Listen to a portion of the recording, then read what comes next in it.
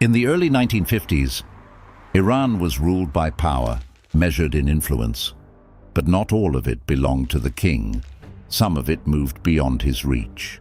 A monarch, a prime minister, and forces in the shadows, all focused on one thing: Iran's oil.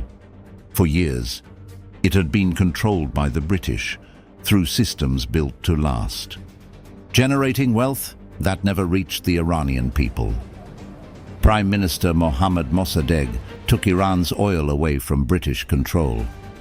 He nationalized the industry and disrupted the balance, and forced the world to react.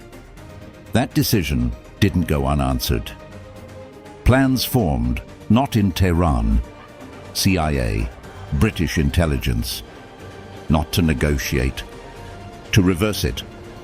Money moved, loyalty was bought. Protests didn't just start. They were organized, amplified.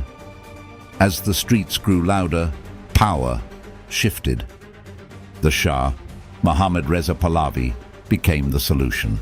Not chosen, restored by design. But control never lasts forever. Years passed, and beneath the surface, something was growing. Not guided, not controlled. This time, it was real.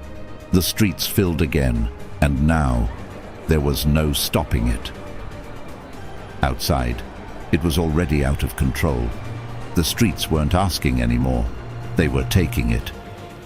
In 1979, everything collapsed. The Shah fled, the throne empty, and just like that, what was restored by design fell beyond control.